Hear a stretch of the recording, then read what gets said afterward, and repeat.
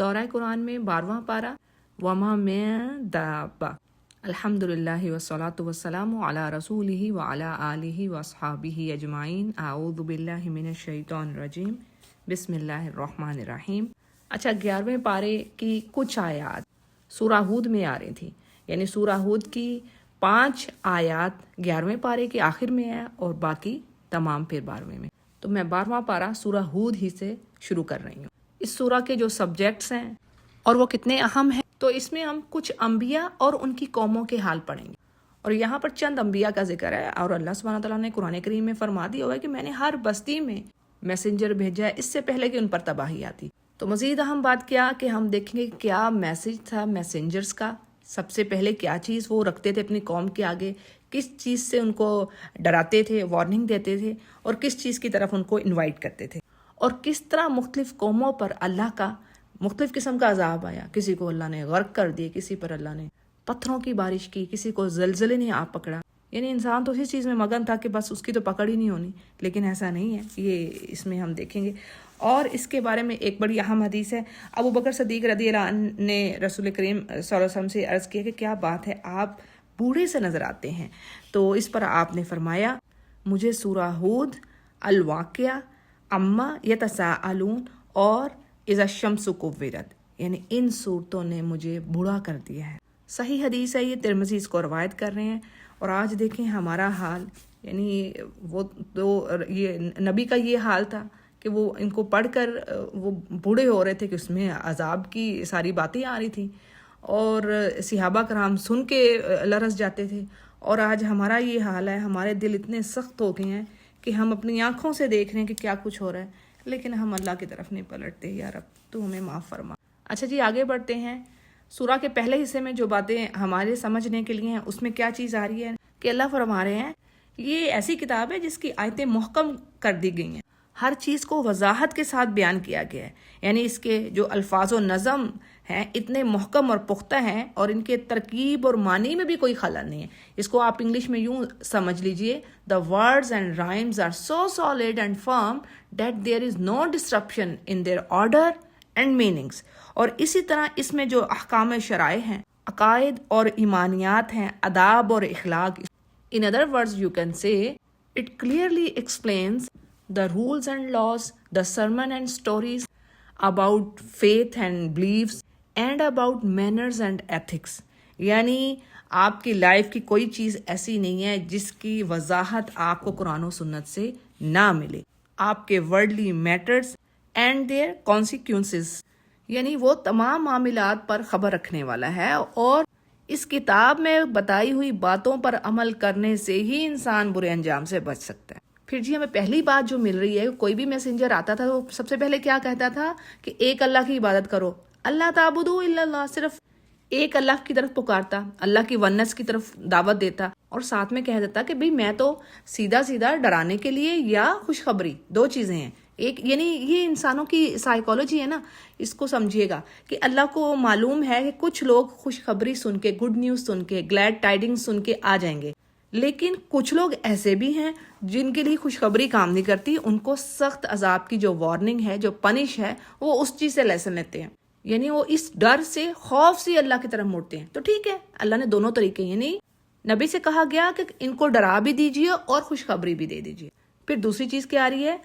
توبہ، استغفار، وَأَنِ اسْتَغْفِرُوا رَبَّكُمْ، اللہ کی طرف توبہ کرو۔ یہ جو 4 دن کی زندگی، یہ تو بس ایک ٹیمپرری لائف ہے، یہ ختم ہو جانی، ایک فکس ٹائم کے لیے، اور پھر سب کے سب نے اللہ ہی کی طرف پلٹنا ہے۔ اگلی آیت کی وضاحت کے بارے میں آ رہا ہے، یعنی اللہ فرماتے ہیں کچھ لوگ ایسے ہیں جو اپنے سینوں کو دوہرا کر دیتے ہیں تاکہ اللہ سے اپنی باتیں چھپا سکیں۔ اس کی بیک گراؤنڈ میں یہ بات آ رہی ہے کہ یہ آیت کچھ مسلمانوں کے بارے میں نازل ہوئی جو حیا کی وجہ سے قضائے حاجت یا جس وقت اپنی بیویوں کے پاس جا رہے ہیں اس وقت وہ برہنہ ہونا پسند نہیں کرتے تھے، یعنی اس قدر ان میں حیا کا غلبہ تھا۔ تو اس پر اللہ نے فرمایا کہ جب رات کے اندھیرے میں وہ اپنے بستروں میں اپنے آپ کو کپڑوں میں ڈھانپ لیتے ہیں تو بھی وہ ان کو دیکھتا ہے، ان کی چھپی اور جو ظاہری باتیں ہیں ان کو جانتا ہے۔ تو جس ذات کی خاطر وہ ایسا کر رہے ہیں تو اس سے چھپ تو نہیں سکتے، تو پھر اس طرح کے تکلف کا کوئی فائدہ نہیں، یعنی ٹو مچ بھی جو بات ہے نا کہ دین میں بھی آپ غلو نہ کریں، زیادتی نہ کریں کسی چیز میں بھی۔ اگلے پیج کے بینیفٹس دیکھتے ہیں آیت نمبر 6 سے۔ یہاں پر جو پہلی چیز آ رہی ہے، سعۃ علم اللہ تعالی وَتَكْفِلُ أَرْزَاقَ مَخْلُوقَاتِهِ من انسان و حیوان وغیرہما، یعنی اللہ سبحانہ تعالیٰ کے علم کی وسعت، اور وہ کفیل ہے، ذمہ دار ہے زمین پر چلنے والی ہر مخلوق کا، انسان ہو یا جن، ہوا میں اڑنے والی مخلوق یعنی پرندے، اور سمندر کی ڈیپتھ میں جو مچھلی ہے اللہ اس کو بھی رزق دے رہا ہے، اور وہ جانتا ہے کہ اس کی تمام مخلوق یعنی ہر کسی نے دنیا میں کہاں پر اپنا ٹھکانہ بنانا ہے، اور مرنے کے بعد اس نے کہاں دفن ہونا ہے۔ جیسے مستقرہ و مستعودہ، ان دو ورڈز کے بارے میں مختلف رائے ہیں اسکالرز کی۔ پہلی چیز کیا آ رہی ہے جی؟ مستقر وہ جگہ جہاں پر انسان یا حیوان یا کوئی بھی مخلوق رہتی ہے، دنیا میں رہائش رکھتی ہے، اور مستعودہ وہ جگہ جہاں پر وہ مرنے کے بعد دفن ہو۔ اسی کو ہی تفسیر ابن کثیر روایت کر رہے ہیں۔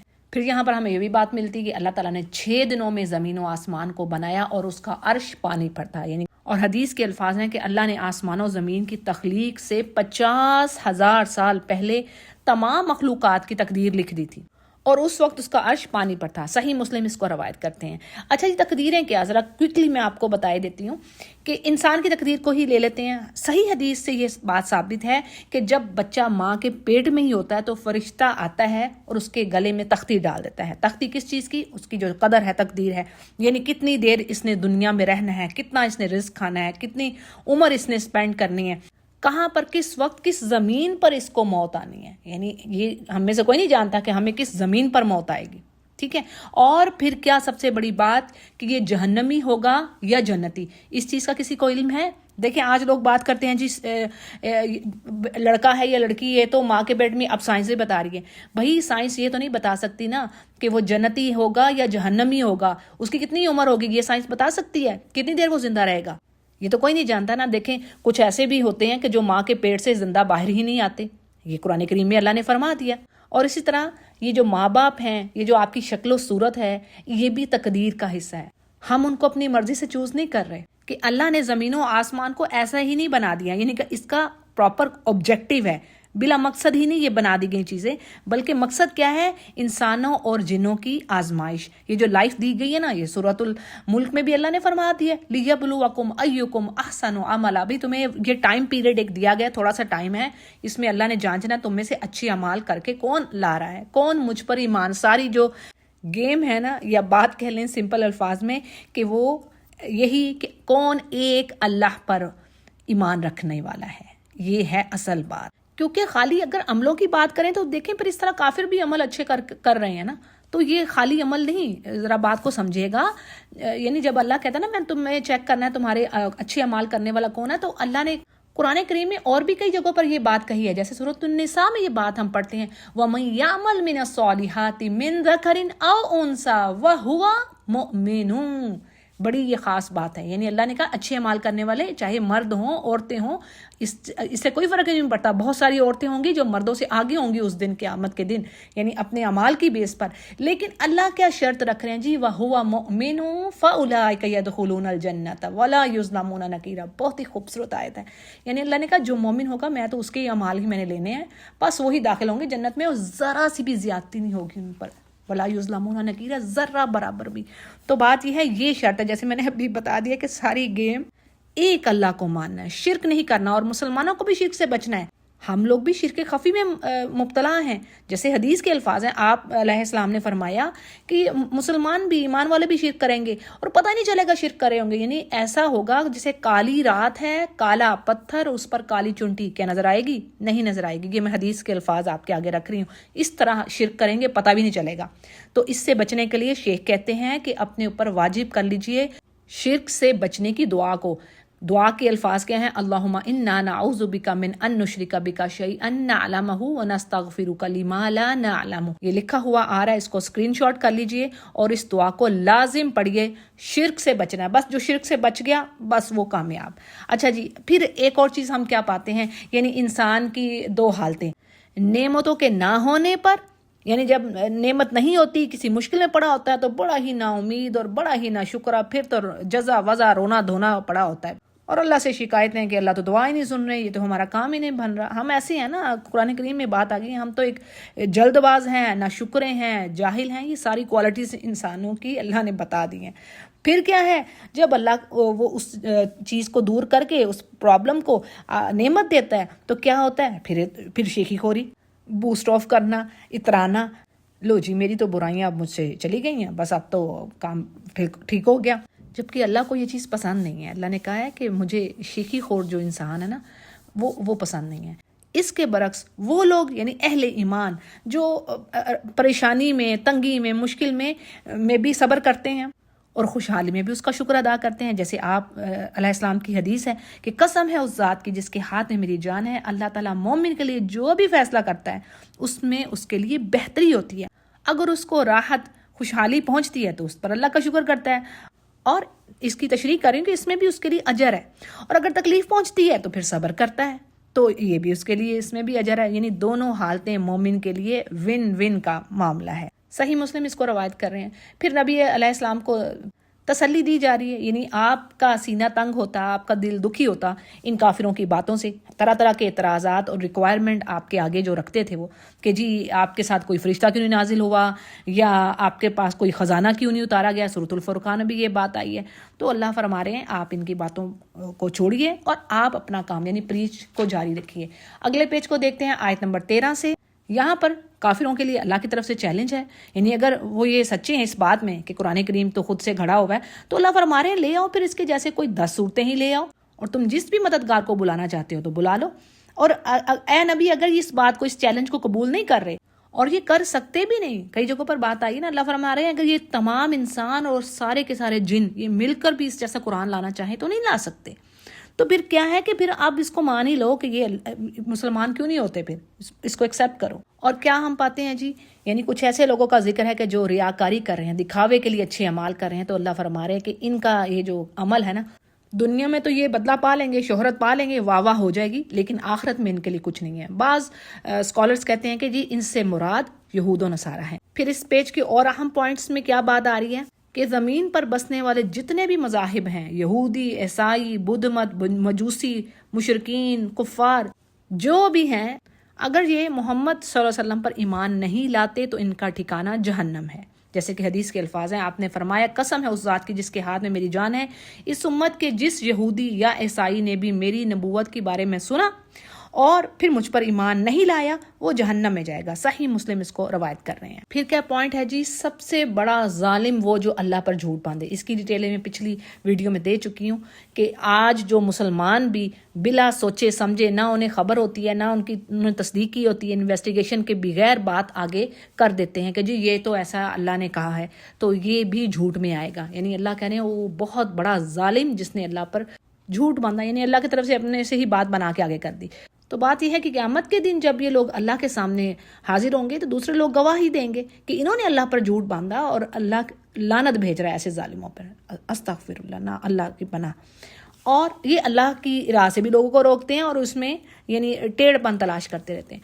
حدیث کے الفاظ ہیں کہ قیامت والے دن اللہ تعالیٰ ایک مومن سے اس کے گناہوں کا اقرار کروائے گا، یعنی وہ مان جائے گا مومن کہ ہاں میں نے یہ گناہ کیے. یعنی اللہ کہے گا تو نے فلاں گناہ کیا، وہ کہے گا ہاں. تو اللہ فرمائیں گے تیرے ان گناہوں پر میں نے دنیا میں پردہ ڈالے رکھا اور جا آج بھی میں تجھے معاف کرتا ہوں. لیکن دوسرے لوگ یا کافروں کا معاملہ ایسا ہوگا کہ انہیں گواہوں کے سامنے پکارا جائے گا. جیسے بہت بڑے مجمع میں ایک انسان کو پکارا جائے اور پھر لوگ گواہی دیں کہ یہ بھی لوگ ظالم ہیں جنہوں نے اپنے رب پر جھوٹ بولا. دیکھیں کس قدر رسوائی کی بات ہے. صحیح بخاری اس کو روایت کرتے ہیں. آیت نمبر 20 اگلا پیج لیتے ہیں.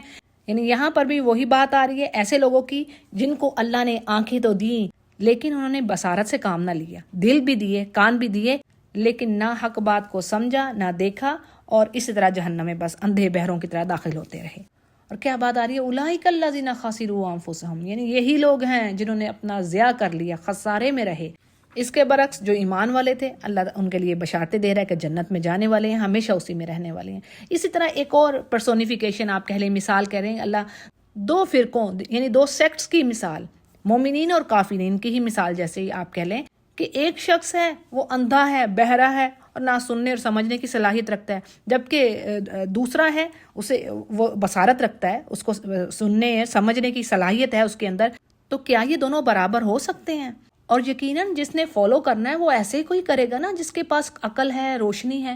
جو خود اندھا ہے، اس کو جس کے پاس روشنی نہیں، کیا ہم اسے فالو کریں گے؟ نہیں. اچھا جی، پیج کے اگلے حصے میں نوح علیہ السلام کی بات شروع ہوگی جی یہاں پر، یعنی یہاں سے اب انبیاء کے قصے ہیں کہ کس طرح کیا میسج انہوں نے دیا اپنی نیشنز کو، اور آگے سے کس طرح ان کی نیشنز نے ریئیکٹ کیا۔ یہاں پر نوح علیہ السلام سے بات شروع ہے کہ انہوں نے اپنی قوم سے کہا کہ اے میری قوم، میں تمہاری طرف رسول بنا کر بھیجا گیا ہوں، تمہیں ڈرانے والا ہوں، اور تم ایک اللہ کی عبادت کی طرف آؤ، مجھے ڈر ہے یعنی تم پر کوئی بڑا عذاب نہ آ جائے۔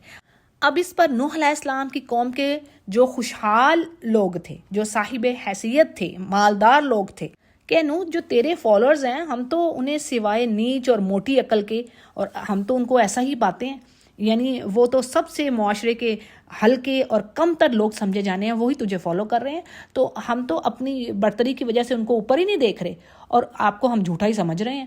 تو اس پر نوح علیہ السلام کہتے ہیں کہ اے میری قوم، یعنی مجھے اللہ نے بینہ ایمان اور یقین کی طاقت دی ہے، اور مجھے نبوت عطا کی ہے، یعنی اگر تم لوگ اس چیز سے اندھے ہو گئے ہو، تم لوگ میری قدر نہیں پہچان رہے، تو میں اس چیز کو، ہدایت کو، یعنی تمہارے گلے مڑ نہیں سکتا، تو حالانکہ تم اس سے بیزار ہو، اور اے میری قوم، میں تم سے کوئی مال تو نہیں مانگ رہا، اور میرا تو اجر اللہ کے پاس ہے، اور ہاں میں ان لوگوں کو بھی کیسے اپنے پاس سے ہٹاؤں۔ یعنی اس سے کیا پتہ چل رہا ہے کہ نوح علیہ السلام کے سرداروں نے نوح علیہ السلام سے یہ ڈیمانڈ رکھی کہ ان اہل ایمان کو، جو کہ معاشرے کے سب سے کمزور سمجھے جانے والے لوگ ہیں، ان کو ہٹاؤ اپنے پاس سے، جیسے کہ قریش مکہ نے بھی یہی کام کیا تھا۔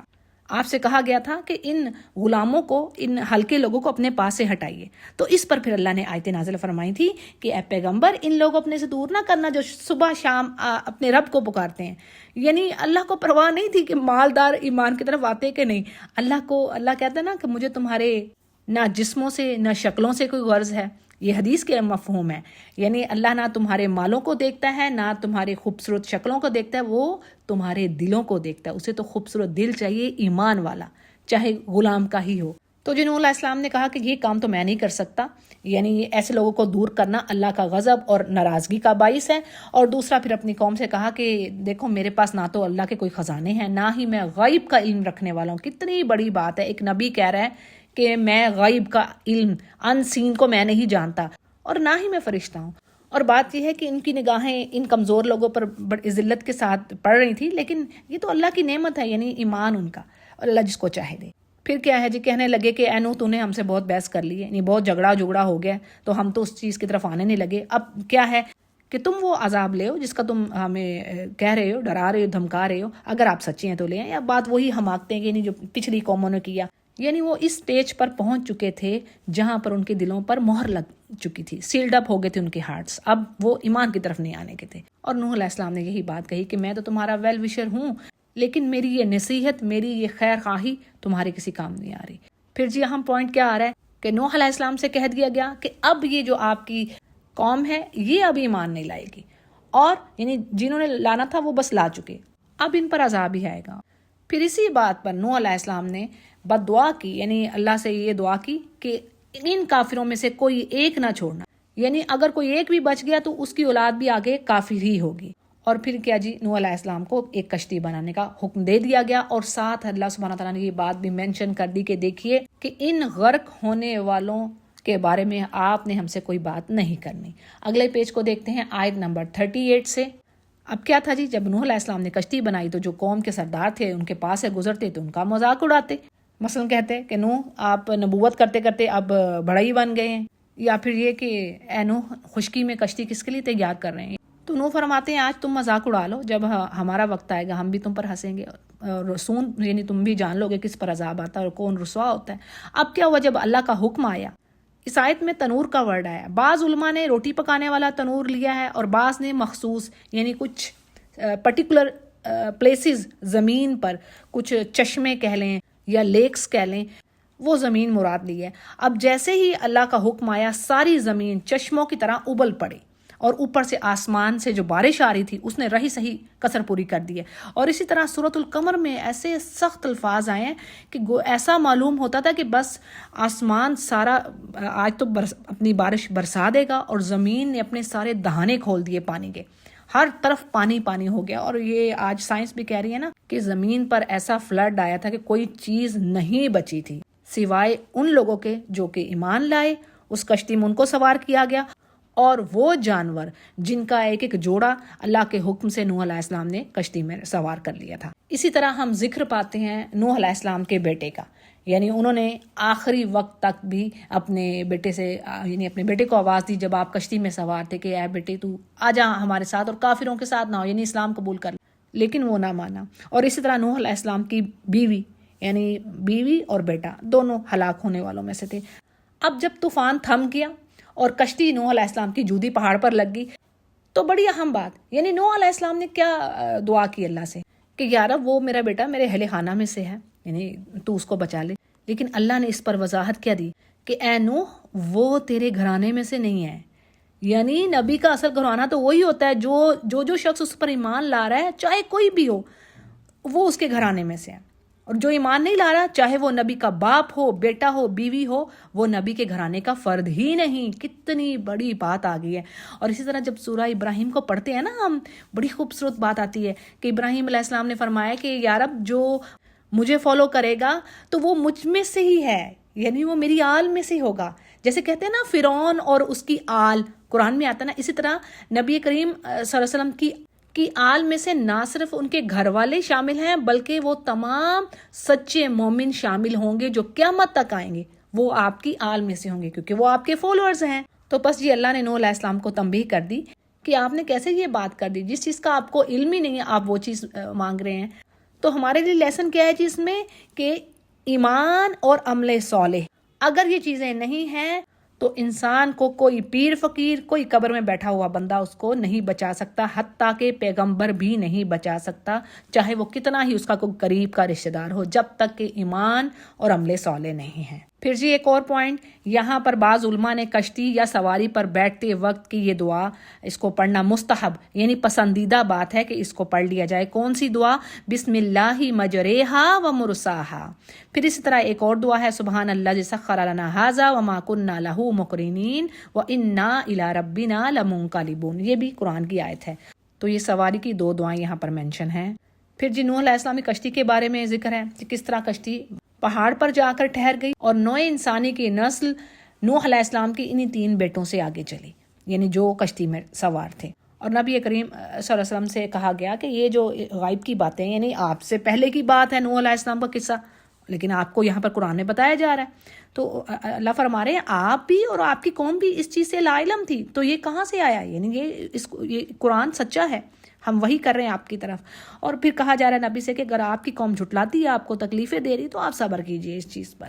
پیج کے اگلے حصے میں ہود علیہ السلام کی بات آتی ہے، یعنی وہ قوم عاد کی طرف بھیجے گئے تھے، انہوں نے بھی اپنی قوم کو یہی میسج دیا، ایک اللہ کی طرف آؤ اور میں تم سے کوئی اجر نہیں مانگ رہا، یعنی میرا تو اجر اس پر ہے جس نے مجھے پیدا کیا اور نبوت جیسی نعمت دی، اور اپنی قوم سے کہا کہ تم اپنے رب کے دربار میں استغفار کرو، توبہ کرو۔ اب ہمارے لیے جو لیسن کیا ہے جی، استغفار کے 2 بڑے فوائد یہاں پر بیان ہوئے ہیں۔ اس کے علاوہ سورہ نوح میں بھی ہیں استغفار کے فائدے، یعنی 2 سے زائد ہیں، لیکن یہاں پر 2 بڑے بینیفٹس کیا آ رہے ہیں جی استغفار کے، کہ جو پابندی سے استغفار کرتا ہے اللہ تعالیٰ اس کے لیے ہر فکر سے کشادگی یعنی اس کی فکریں دور کرتا ہے، غم دور کرتا ہے، اور ہر تنگی سے پریشانی سے اس کے لیے راستہ بنا دیتا ہے، اس کو ایسی جگہ سے رزق دیتا ہے جو اس کے سوچوں میں بھی نہیں ہوتی، وہم و گما میں بھی نہیں ہوتی۔ یہ حدیث سندن ضعیف ہے لیکن قرآن سے اس کی تائید ہو رہی ہے، جیسے کہ قرآن میں ایک اور جگہ پر اللہ فرماتے ہیں سورہ طلاق میں وَمَن يَتَّقِ اللَّهَ يَجْعَل لَّهُ مَخْرَجًا، بڑی ہی خوبصورت آیت ہے یہ، یعنی جو اللہ سے ڈرتا ہے نا، تقوی رکھتا ہے، اللہ اس کے لیے نکلنے کا ایسا راستہ بناتا ہے اور ایسی جگہ سے اس کو روزی دیتا ہے جو اس کے سوچوں میں بھی نہیں ہوتی۔ تو استغفار سے یعنی یہاں پر کہا گیا کہ تمہارے لیے آسمان سے بارشیں آئیں گی، خوشحالی آئے گی۔ اسی طرح سورہ نوح میں جو بات آتی ہے کہ بے اولاد کو اولاد بھی دے گا، اور استغفار کرنے سے بڑے کام بنتے ہیں۔ پھر حدیث کے الفاظ ہیں جی، نبی علیہ السلام نے فرمایا کہ میں دن میں 100 مرتبہ سے زیادہ استغفار کرتا ہوں، خیر البشر ہیں جو سید الانبیاء، تو یعنی وہ 100 مرتبہ استغفار کریں تو ہمیں کیا کرنا ہے؟ ہمیں تو لازمی کرنی ہے نا۔ ٹھیک ہے جی، یہ ہو گئے یہاں پر بینیفٹس استغفار کے۔ اگلے پیج کو دیکھتے ہیں، آیت نمبر 54۔ ایک پوائنٹ کیا آ رہا ہے، یعنی مشرکین کا، یعنی ضعف المشرکین فی قیدہم و اعدائہم، یعنی اللہ کے رسولوں کے خلاف ان کی جو کمزور پلاننگز تھیں اور ان سے دشمنی رکھتے۔ کمزور کیوں کہا اللہ نے؟ ایک اور جگہ پر بات آتی ہے ان قید الشیطان کان ضعیفا، یعنی دیکھیں آج ہمیں جو سچویشن ہے، جیسے جو پریویل کر رہی ہے، برائی کس قدر ہے، فحاشی کس قدر پھیلی پڑی ہے، سب کچھ یعنی شیطانی رستوں پر چلنے والے لوگ زیادہ ہیں، فاسقین کی تعداد زیادہ ہے، یہ قرآن میں بھی کہہ دیا گیا ہے. لیکن اللہ نے کہا ہے کہ دیکھو یہ جو ساری چیزیں ہیں نا یہ کمزور ہیں، یہ جو ان کی پلاننگز ہیں نا جو مکر کرتے ہیں، لوگوں کو بھی روکتے ہیں اسلام کی طرف آنے سے اور ان پر عمل کرنے سے. دیکھیں آج بھی جو اللہ کے میسنجرز ہیں، یعنی یہ جو آج بھی سچے داعیے قرآن ہیں، یہ اللہ کے میسج کو آگے لے کے جا رہے ہیں. ٹھیک ہے، یعنی ان کے پاس نبوت تو نہیں ہے کیونکہ نبوت تو آپ صلی اللہ علیہ وسلم پر ختم ہوگی، خاتم النبیین. لیکن اب اللہ کا میسج کون پہنچا رہا ہے بھی آگے دنیا تک؟ تو یہ کام کون کر رہا ہے؟ یہ سچے اسکالرز جو مسلمانوں کے ہیں وہ اس مشن کو لے کر چل رہے ہیں. تو ان میسنجرز کے بھی آج دشمن ہیں، یعنی ہر دور میں نبیوں کے دشمن رہے کافر، اور آج بھی دیکھ لیں آج بھی جو داعیے قرآن ہیں ان کے دشمن ہیں. پھر کیا پوائنٹ ہے جی کہ اللہ کی جو ربوبیت ہے وہ اس چیز کی طرف گائیڈ کرتی ہے، یعنی اللہ رب ہے. پیچھے ہم نے پڑھ لیا نا، وہی تو ساری مخلوقات کو پیدا کرنے والا، اس کو پتا ہے انہوں نے کہاں پر رہنا ہے دنیا میں، کہاں پر مرنا ہے، اور کیسے کیسے میں نے ان کو رزق دینا ہے.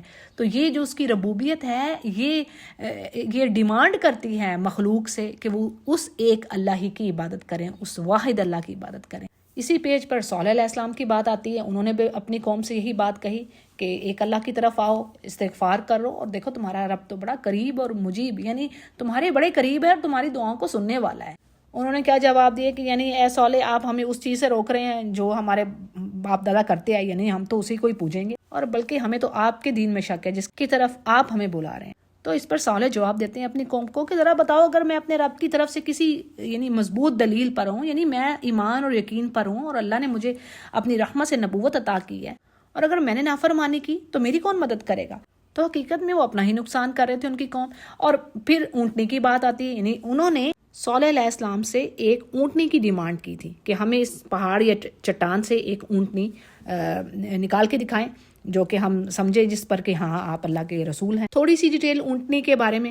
صالح علیہ السلام نے اس اونٹنی کے پانی پینے کی دن کو اور قوم کے جو جانور تھے ان کے دن کو مقرر کر دی، یعنی کہ ایک دن وہ پانی پیے گی اور ایک دن ان کے جانور، کیونکہ وہ اونٹنی سارا کا سارا پانی پی جاتی تھی، وہ اللہ کی اونٹنی تھی، ایک معجزہ تھا. اب کیا، حالانکہ ان کو وہ نفع بھی دے رہی تھی، لیکن اس کے باوجود کیا ہوا کہ یہ جو روایات میں بات آ رہی کہ ایک بدکار عورت کے کہنے پر کچھ لوگوں نے اس اونٹنی کی کونچیں کاٹ ڈالیں. لیکن عذاب ساری قوم پر کیوں آیا؟ کیونکہ ساری قوم یہی چاہتی تھی. ٹھیک ہے، اور اس پر بات آتی ہے کہ 3 دن کی انہیں مہلت دی گئی کہ 3 دن کے بعد تمہیں عذاب سے ہلاک کر دیا جائے گا، اور یہ ایسا وعدہ کہ پورا ہو کر رہنا ہے. اور یہ عذاب صیحہ یعنی زوردار کڑک یا چیخ کی صورت میں آیا. اور بعض کہتے ہیں کہ جی جبریل علیہ السلام کی چیخ تھی، اور بعض کے نزدیک آسمان سے یہ آواز آئی جس سے ان کے دل ٹکڑے ٹکڑے پارا پارا ہو گئے اور ان کی موت ہوئی. اور اس کے بعد ساتھ ہی یعنی رجفہ زلزلہ بھی آیا جس نے ہر چیز کو تباہ کر کے رکھ دیا. اور جیسے یہاں پر الفاظ آ رہے ہیں نا کَأَلَّمْ يَغْنَوْا فِيهَا، یعنی ایسے ہو گئے جیسے کہ گویا وہ کبھی آباد ہی نہ تھے. اگلی آیات کا جو مفہوم ہے، یعنی ابراہیم علیہ السلام کے پاس فرشتوں کا آنا خوشخبری لے کر، اور آپ کا فوراً فرشتوں کے پاس ایک بھنا ہوا بچڑا لے کے آنا، یعنی ان کی خاطرداری کرنے کے لیے. اور پھر ابراہیم علیہ السلام کا خوف محسوس کرنا کیونکہ وہ کھانے کی طرف ہاتھ ہی نہیں بڑھا رہے تھے. تو بات یہ ہے کہ جو پیغمبر بھی ہوتا ہے یعنی اس کو بھی اللہ کے غائب کا علم تو نہیں ہے، اور ابراہیم علیہ السلام کو نہیں پتا تھا کہ یہ فرشتے ہیں. اور فرشتوں کا ابراہیم علیہ السلام کی بیوی کو خوشخبری دینا، اسحاق علیہ السلام کی اور یعقوب علیہ السلام کی، یعنی یعقوب علیہ السلام اسحاق علیہ السلام کے بیٹے ہیں. اور فرشتوں کے آنے کا مقصد کیا تھا؟ لوط علیہ السلام کی قوم کی طرف عذاب نازل کرنا. اگلے پیج کو دیکھتے ہیں، آیت نمبر 72 سے 3 اہم پوائنٹس جو تفسیر میں آئے ہیں. پہلی چیز ابراہیم علیہ السلام کی فضیلت، ان کا عظیم مرتبہ، ہائیسٹ پلیس جو اللہ کے ہاں ہے. یعنی جب لوط علیہ السلام کی قوم کی خبر ابراہیم علیہ السلام تک پہنچی کہ ان پر عذاب آنے لگا ہے، تو اس پر ابراہیم علیہ السلام لوط علیہ السلام کے بارے میں کہنے لگے کہ وہ وہاں پر موجود ہیں. تو اس پر فرشتے کہتے ہیں کہ اس تکرار کا کوئی فائدہ نہیں، یعنی اللہ کا حکم اب آ چکا ہے. اور اللہ فرماتے ہیں کہ یقیناً ابراہیم بہت ہی تحمل والے، بڑے ہی نرم دل اور اللہ کی طرف جھکنے والے تھے. دوسرا اہم پوائنٹ، اسکالرز کہہ رہے ہیں کہ کوئی ایسا شخص جو مائل ہے ایمان کی طرف، اس کے معاملے کو حاکم تک پہنچانے سے پہلے اس سے ایمان کے بارے میں ڈیبیٹ کرنا یعنی یہ شرعاً جائز ہے. اور تیسری چیز کیا آ رہی ہے؟ لوط علیہ السلام کی قوم کی کبھی حرکت، یعنی فرشتے خوبصورت نوجوانوں کی شکل میں لوط علیہ السلام کے گھر آئے. لوط علیہ السلام کو اپنی قوم کی طرف سے یعنی کبھی ان کی جو عادت تھی ڈر محسوس ہوا، لیکن ان کو پتہ نہیں تھا یہ تو فرشتے ہیں. تو بہرحال بعض روایات میں بات آتی ہے کہ لوط علیہ السلام کی بیوی نے جو کہ کافرہ تھی اور اپنی قوم کے ساتھ تھی، اس نے یہ کیا، جا کر ان نوجوانوں کے آنے کے بارے میں خبر دے دی، جس پر وہ دوڑتے ہوئے لوط علیہ السلام کے گھر آئے. اس پر لوط علیہ السلام نے کہا کہ دیکھو میری بیٹیاں موجود ہیں جن سے تم نکاح کر کے اپنا مقصد پورا کر سکتے ہو. اور بعض مفسرین کہتے ہیں جی کہ لوط علیہ السلام کے اس جملے سے مراد امت کی تمام عورتیں تھیں، یعنی عام عورتیں، یعنی ایک پیغمبر کے لیے جو امت کی بیٹیاں ہیں وہ اس کی اپنی بیٹیوں کے جیسی ہوتی ہیں. تو بہرحال فرشتوں نے کہا کہ آپ گھبرائیے نہیں، یعنی ہم تو اللہ کے بھیجے ہوئے فرشتے ہیں اور ان کی تباہی کا وقت ان قریب بس ہوا چاہتا ہے، یعنی صبح کا وقت ہے اور صبح تو بالکل ہی قریب ہے. اگلے پیج کو دیکھتے ہیں جی، آیت نمبر 80. پہلے حصے میں لوط علیہ السلام کی قوم پر عذاب کی بات ہو رہی ہے اور اس قوم پر ایک سے زائد قسم کے عذاب آئے تھے. یعنی یہ وہ فحش کام کرنے والی تھی قوم جس کے بارے میں قرآن کریم میں الفاظ آتے ہیں کہ انہوں نے ایسا کام کیا تھا کہ اس سے پہلے کسی قوم نے نہیں کیا تھا.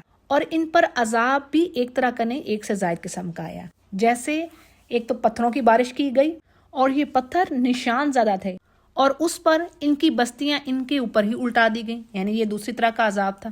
اگلی آیات میں شعیب علیہ السلام کی قوم کے بارے میں ذکر ہے. ان کو اصحاب ایکا بھی کہا جاتا ہے، جیسے کہ ہم سورۃ الشعراء میں پڑھیں گے انشاءاللہ. تو یہ ایکا والے یعنی کون تھے، اس سے کیا مراد ہے؟ تو کہا یہ جاتا ہے کہ ایکا کے معنی ہے گھنا درخت، اور یہ درخت مدین کی نواحی آبادی میں تھا جس کی پوجا کی جاتی تھی. شعیب علیہ السلام کی نبوت اور دعوت کی جو حدود تھیں وہ مدین سے لے کر اس نواحی آبادی تک تھیں جہاں ایکا کا درخت تھا، یعنی جس کی پوجا ہوتی تھی. اسی لیے وہاں کے رہنے والوں کو اصحاب ایکا کہا گیا. اور اخلاقی طور پر اس قوم میں جو خرابیاں تھیں وہ یہ کہ ناپ تول میں کمی کرتے تھے، یعنی دوسروں کو دینا ہے تو کم تول کر دینا ہے اور جب خود دوسروں سے لینا ہے تو پورا لینا ہے. تو اس پر شعیب علیہ السلام نے فرمایا کہ تم پر اللہ اپنا فضل کر رہا ہے، یعنی تمہیں مال و دولت دی ہے، خوشحالی ہے تمہارے پاس، تو اس حرکت سے باز آ جاؤ اور مجھے تم پر بڑے عذاب کا ڈر ہے. اب دیکھیں یہ چیزیں حقوق العباد سے ریلیٹڈ ہے، ٹھیک ہے. اور اس کے بارے میں قرآن کریم میں ایک اور جگہ پر بھی بات آ رہی ہے. سورۃ المطففین میں اللہ کیا فرماتے ہیں کہ ہلاکت ہے ان لوگوں کے لیے جو کوئی لوگوں سے تو جب ناپ لیتے ہیں تو پورا لیتے ہیں، یعنی لوگوں سے تو پورا اپنا حق میں لینا ہے، لیکن جب لوگوں کو تول کر دینا ہے تو کم کر کے دینا ہے. اور یہ زمین میں فساد کی ایک صورت ہے، a kind of disruption on the earth. جیسے اللہ فرما رہے ہیں نا وَلَا تَبْخَسُوا النَّاسَ أَشْيَاءَهُمْ، یعنی لوگوں کو ان کی چیزیں کم تول کرنا تو وَلَا تَعْثَوْا فِي الْأَرْضِ مُفْسِدِينَ، اور فساد نہ پھیلاؤ. اور اسی طرح حدیث کے الفاظ ہیں کہ آپ علیہ السلام نے فرمایا جس نے کسی کی بالشت بھر زمین بھی ہتھیا لی، یعنی غصب کر لی، اور کوئی بھی چیز ہو نہ حق کسی کا مال کھایا، تو کہا جا رہا ہے کہ زمین کے 7 طوق اس کو پہنا دیے جائیں گے قیامت کے دن. اور اسکالرز یہ بھی کہتے ہیں کہ اللہ اپنے حقوق میں تو جو کمی بیشی ہے وہ اللہ کا معاملہ ہے، وہ اللہ ہو سکتا ہے کسی کو معاف کر دے، لیکن جو بندوں کے حقوق میں نقصان کرے گا، کمی بیشی کرے گا، تو اس کی معافی نہیں ہو سکتی جب تک کہ وہ انسان خود نہ اس کو معاف کرے. اگلی آیات میں بھی وہی چیز آ رہی ہے جو پیچھے ہوئی، یعنی انہوں نے اپنے باپ دادوں کے طریقوں کو چھوڑنا پسند نہ کیا اور الٹا اپنے نبی کے ساتھ استہزاء کیا، اور نبی کا وہی انداز سمجھانے کا، اور کہنے لگے کہ میری قوم یعنی میری مخالفت تمہیں عذاب کا مستحق نہ بنا دے. اور دیکھو تم سے پہلے قوم نوح، قوم ہود اور قوم صالح کو دیکھو، اور قوم لوط بھی تم سے کوئی دور نہیں ہے، یعنی ان سے ہی سبق سیکھ لو اور استغفار کرو اپنے رب کی طرف، اور وہ بڑا کرم کرنے والا ہے، محبت کرنے والا ہے. لیکن قوم ہٹ دھرم تھی، انہوں نے کہا شعیب تیری اکثر باتیں ہماری تو سمجھ میں نہیں آ رہی اور ہم تجھے اپنے اندر بہت ہی کمزور پاتے ہیں. اب یہ کمزوری کیسی تھی؟ بعض مفسرین کا خیال ہے کہ شعیب علیہ السلام کی بینائی کمزور تھی، اور بعض کہتے ہیں کہ جسمانی طور پر وہ کمزور تھے، یا اس لیے کمزور کہا گیا کیونکہ وہ خود بھی مخالفین کا مقابلہ نہیں کر سکتے، اور بلکہ کیا کہنے لگے شعیب علیہ السلام سے کہ آپ کو تو ہم آپ کے قبیلے کی وجہ سے درگزر کر رہے ہیں. تو اس پر شعیب علیہ السلام نے کہا یعنی اللہ نے جو مجھے نبوت عطا کی ہے اس کی عظمت اور اس کے جو اس کا لیول ہے، جو اس کا رینک ہے، منصب ہے، اس کا احترام تمہارے دلوں میں نہیں ہے. تو بات یہ ہے کہ تم اپنی جگہ پر کام کرو اور میں اپنی جگہ پر اپنا کام کروں گا، اور پھر دیکھتے ہیں یعنی انجام کس کا بہتر ہے. تو جی وہی چیز جیسے کہ دوسری قوموں نے کیا، یعنی ان کو بھی عذاب نے آ پکڑا اور ایسے ہو گئے کہ جیسے وہ تھے ہی نہیں. پھر یہاں سے موسیٰ علیہ السلام اور فرعون کا قصہ شروع ہوتا ہے. یعنی کس طرح موسیٰ علیہ السلام کو اللہ نے روشن نشانیاں دے کر بھیجا فرعون کی طرف اور اس کے سرداروں کی طرف، اور اللہ فرما رہے ہیں کہ یعنی بہت ساری ایسی بستیاں ہیں جن کا ذکر ہم نے آپ کے آگے رکھ دیا، اور بہت ساری ایسی ہیں جن کے نام و نشان تک مٹ گئے ہیں، اور کچھ کے آثار ابھی بھی باقی ہیں، چھوڑے ہیں کس کے لیے؟ یعنی انسان عبرت حاصل کریں۔ یعنی اس میں لیسن کیا ہے جی کہ فساد اور شر پھیلانے والے جو لیڈرز ہیں ان کو فالو نہ کیا جائے۔ اور یہ دیکھیں ہمارے لیے کیا چیز اس میں آ رہی ہے، کافروں کی یہ بات کئی جگہوں پر آئی ہے، کیا کہ وہ کہتے کہ ہم نے تو فالو نہیں کرنا، یعنی اس نبی کو نہیں فالو کرنا جو ہمارے پاس آیا کتاب لے کر، بلکہ کیا ہم تو اپنے آبا کو ہی دیکھیں گے، ہم نے تو ان کو جس چیز پر پایا نا اپنے باپ دادا کو، ہم نے وہی کام کرنا ہے۔ اور اللہ فرماتے چاہے ان کے باپ دادا کو ٹکے سی بھی عقل نہ ہو اور وہ جہنم میں ان کو لے جانے والے ہوں۔ اچھا آج ہمارے لیے کیا، ہم مسلمان کیا کر رہے ہیں؟ دیکھیں آج کسی کو آپ صحیح بات کہہ دینا کہ بھئی یہ بدعہ ہے، یہ چھوڑ دو، یہ حدیث میں نہیں بات ملتی، یہ رسول کریم صلی اللہ علیہ وسلم نے نہیں کی، یہ صحابہ نے نہیں کی، بھئی یہ کام نہ کرو، بھئی آسان ہی نہیں ہے ایسا کہنا۔ آگے سے جواب آتا ہے بھئی کیسے چھوڑ دوں، یہ تو میری اماں یہ کام کرتی تھی، میری ماں نے یہی سے کچھ سکھایا ہے، میرے فلاں تو ہمارے بڑے یہی کام کرتے تھے، تو اس میں تو کوئی برائی نہیں ہے۔ بھئی تمہیں اللہ نے آنکھیں نہیں دی، تمہیں اللہ نے سمجھ نہیں دی کہ تم پڑھ لو، تم سمجھ لو، تمہیں دماغ نہیں دیا کہ تم نے وہی کام کر کے جانا ہے کہ تمہارے باپ دادا اگر غلط کام کر رہے تھے، تمہاری ماں اگر بدعہ کر رہی تھی، تم نے بھی بدعہ ہی کر کے جانی ہے۔ تو یہ ہم بھی وہی چیز کر رہے ہیں، ہمارے لیے اس چیز کو سمجھنا بڑا ضروری ہے۔ یعنی قرآن کریم کافروں کے لیے نہیں، پہلے تو ایمان والوں کے لیے آئے نا، تو پہلے ہمیں بھی اس چیز سے لیسن لینا ہے، ٹھیک ہے جی۔ ایک اور پوائنٹ کیا آ رہا ہے جی کہ کافروں کہ وہ تمام الہ جن کو وہ اللہ کو چھوڑ کر پوج رہے ہیں، وہ قیامت کے روز بالکل ان کے کام نہ آئیں گے اور نہ ہی ذرا سا عذاب ان سے دور کر سکیں گے۔ پھر جی انسانوں کی 2 قسمیں ہم پاتے ہیں، یہ بڑی اہم چیز ہے یہاں پر، یعنی جو بدبخت ہیں جہنم میں جانے والے ہیں ہمیشہ وہیں رہیں گے، الا ما شاء ربک، یعنی اللہ کہہ رہے ہیں ہمیشہ وہیں رہیں گے اللہ یہ کہ تمہارا رب کچھ چاہے۔ پھر اسی طرح جو جنت والے ہیں سعید ہیں، وہ ہمیشہ جنت میں رہنے والے ہیں، ما دامت السماوات والارض، جب تک کہ آسمان و زمین ہے، اللہ یہ کہ جو تمہارا رب چاہے۔ اور سبحان اللہ یہ تمہارے رب کی طرف سے نا ختم ہونے والی عطا ہے، یعنی یہ ایسا تحفہ ہے، یعنی کہ دیکھیں موت ہی نہیں آنی۔ صحیح حدیث سے ہمیں کیا بات پتہ چلتی ہے کہ قیامت کے دن موت کو ایک مینڈھی کی شکل میں لا کر جنتیوں اور دوزخیوں کے سامنے، یعنی ایک دیوار پر لا کے مینڈھی کی شکل میں موت کو ذبح کر دیا جائے گا، اور اس سے اہل جنت بے انتہا خوش ہوں گے، یعنی انہیں تو موت ہی نہیں ہے، وہ تو بس نعمتوں میں ہی رہیں گے، جبکہ اہل دوزخ موت کی خواہش کریں گے، یعنی ان کے لیے بھی موت نہیں ہے، ہمیشہ عذاب میں ہی رہیں گے۔ اگلے پیج کو دیکھتے ہیں جی، آیت نمبر 109 سے پہلا پوائنٹ کیا آ رہا ہے جی؟ اسکالرز کہتے ہیں وجوب الاستقامہ علی دین اللہ تعالی، یعنی اللہ کے دین پر قائم رہنا، اللہ کی بتائی ہوئی حدود میں رہنا، لا تجاوزوا ما حدہ اللہ لکم۔ اور دیکھیں کیا بات آتی ہے کہ اللہ نے جیسے فرمایا نا سورہ فصلت میں، بہت سارے لوگ ہیں جو جان لیتے ہیں کہ ہاں ہمارا رب یہی ہے، ان کو احساس ہو جاتا ہے، لیکن کیا ہے بہت ہی کم لوگ ہیں جو اس چیز پر قائم بھی رہیں۔ جیسے اللہ فرماتے ہیں نا الذین قالوا ربنا اللہ ثم استقاموا، یعنی بھائی خالی زبان سے کہہ دینا کافی نہیں ہے، اب جو اللہ کے بتائے ہوئے کام ہے نا ان پر عمل بھی کیجئے، یعنی حلال چیزوں کی طرف رہیے، حرام سے بچیے جب تک کہ موت نہیں آتی، یعنی یہی صبر ہے نا، یہ صبر ہے، حلال چیزوں پر رہنا صبر ہے، برائیوں سے بچنا صبر ہے، اچھائیوں کی طرف جانا صبر ہے، اور نیکیوں کو کرنا یہ بھی صبر ہے۔